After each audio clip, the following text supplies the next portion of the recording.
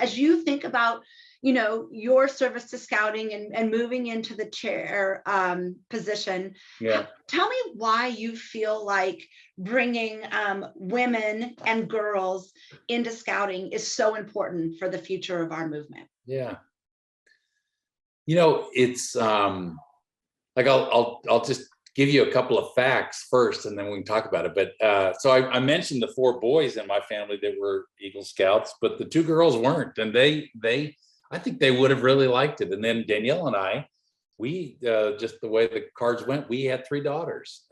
So I've been really involved with Chief Seattle Council and national now, but not really at the unit level because they're 30, 33, and 35, and we were a little too late bringing girls into the program for them to benefit. But so, I mean, it's got personal applicability is what I'm trying to say. But I really think, and I don't mean to offend anyone, but I would broaden the aperture and say women are, of course, extremely important, but more diversity, more economically disadvantaged folks, more racial or ethnic diversity or religious diversity. I think we've sort of become a program, and I don't want to offend anybody, but I think we've sort of become a program that does really well with suburban kids or kids that their parents were in scouting families, but that outreach to arguably the young people that need us the most, we're not as good at anymore. And I think, I don't know, if you actually look at what we say we're going to do, we say we're going to, in the Scout Oath, we say we're going to help other people at all times. And it doesn't say we're going to help other people from scouting families. We're going to help everybody. And we're not doing, I think if you tie what we do to what we say, the Scout Oath and Scout Law, we need to be out there. We need to be more available to more of our country. In the Scout Law, we say we're going to be kind and courteous and helpful and all these things. And I really, and people I wish this wasn't a Zoom. I wish this was an in-person discussion because I'd like to have the back and forth. People may quibble with this, but I don't know. I personally really believe we need to be offering this program to everybody, and we need to have a posture that's really open and welcoming. And some of these words they're used so much they become a little obnoxious, but inclusive is a good word. It's like we need the welcome mat needs to be out with everything we do, and we need to. I remember a kid sometimes I say I probably better say youth or young person or something like that. But I remember in Alabama, my dad was really taken by a kid that did come from sort of a difficult family background, and I was it didn't take me all that long, but it took me a little bit. Man, why is my dad taken by this kid? But he didn't make all the meetings. He had other things. Probably couldn't get a ride, something like that. But I think the appeal was that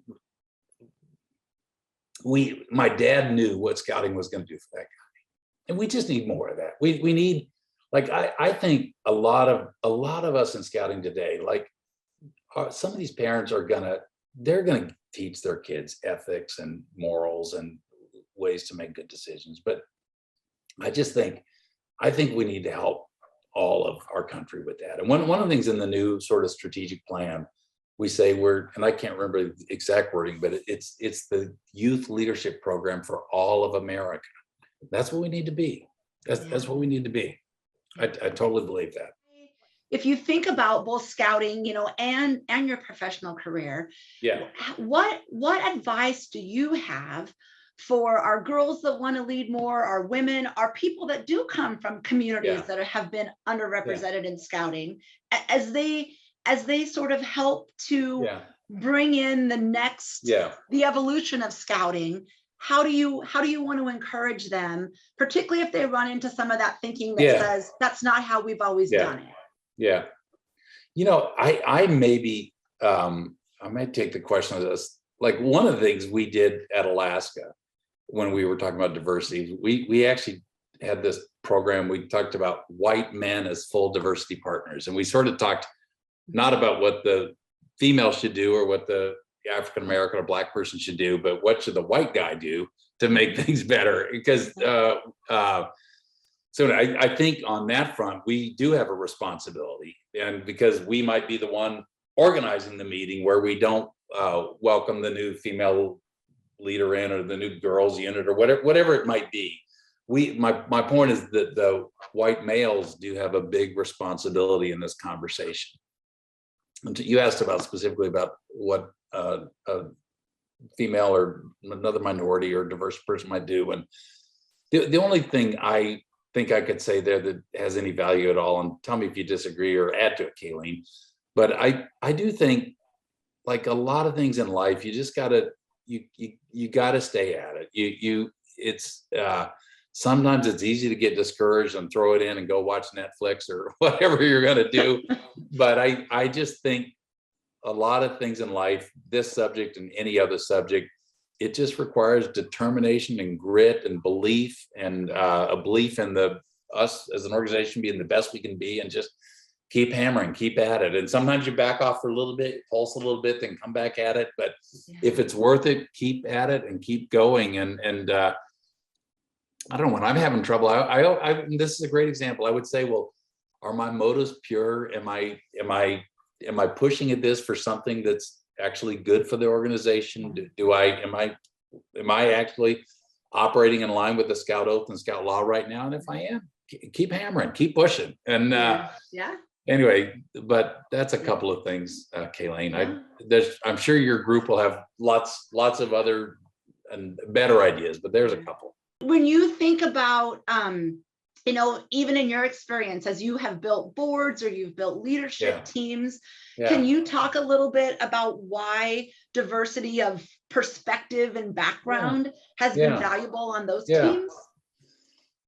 Honestly, I have been on a few boards, and I've been on boards of all white men, and I've been on more diverse boards, and I'll give you I'm out of I'll try to be Boy Scout like. The boards that all white men, well, I won't name them, but I'll just say what you see there is not a lot of creativity around the thought. It's like, here's what we believe, we got this issue, here's what we believe. More or less, we believe this because we've always believed it. There's not going to be a lot of questions or all that. And if it's not working, let's just get a bigger hammer. If we're trying a 12-ounce hammer, let's get a 16-ounce hammer. If that one doesn't work, get a 20-ounce hammer. And that's kind of what I've seen. And the Alaska board, we were really blessed. And it happened totally accidentally, but we had half women on our board 10 years ago, maybe 12 years ago. And really, it was a fantastic board. And I just noticed that an issue comes up, a labor situation or competition or whatever it might be, and it became safe to ask any question. And I'm tempted to say the dumb question or something like that, but that isn't. The truth is, any question other than whatever we've always thought of it this way might seem dumb, but those are the good questions, right? And what I noticed at Alaska is we had a very, we just want to be a great company, and we want to be good to our employees and good to our customers and good in the community. And in anybody that was asking questions along those lines about making us better, those were welcome questions. And honestly, people that were not asking questions, not curious and sort of insisting we're fine already, that was not a welcome stance. And I saw it change. I was on the board of my alma mater, Pacific Lutheran University, and this I name them because I think this is a good story. But PLU is it was a fantastic school, still is a fantastic school, but I think the student body is 15 or 20% Lutheran, and I think the faculty is 2 or 3% Lutheran. This is true 10 years ago. I don't know what the numbers are today, but the board was largely Lutheran, and not only that, we had a bunch of Lutheran bishops on the board. And so it's time to look for a new president for the school, and we had bylaws, and the bylaws said that thy new president must be a Lutheran, and they sort of want someone deeply steeped in Lutheran traditions. And I'll just say I personally thought this was a good change, and a lady on the board who I really love and respect, see, I want to ask, we were starting to talk about, would it be okay if they were not Lutheran, but Christian, in a Christian denomination, but not Lutheran. And some of the Lutheran bishops got really angry, that they didn't even like the question being asked. I remember one guy was like red or purple. He was like, and she just said, she said exactly what I was thinking. And I didn't have the courage to say it. Was, I don't know why. Said, I think if they were a good person and they were qualified and they were going to, help PLU fulfill its mission, which is helping young people build lives that are going to change the world, I think we should look at them for this role. And it just changed everything. And it wouldn't have happened in a non-diverse board. And the bylaws changed. And we've actually brought in a president who's been super successful. Anyway, that happened because we were diverse. It would not have happened if and we're still diverse in a way that's honoring the values and the history of PLU. It wasn't that radical of a change. It was a little change. Well, anyway, I've seen that, Kayleen, many, many times. And I honestly, if I were to expand from that a little bit, I like boards where people are curious, where people ask questions, where any question is safe to ask. I don't like the newcomer asks a question and they sort of shut that newcomer down right away because there's a established historical way of thinking of things and we're not going to examine that. I mean, right. I don't know, my antenna is going up. That's probably fertile ground, for us to be mining. But anyway, bottom line, I think you do want to make sure people are committed and they're good at what they do. I mean, there are skills people need to have, but diversity is fantastic. What really excites you the most about, what you hope Scouting can do for all of our kids, in the years ahead of us? Yeah.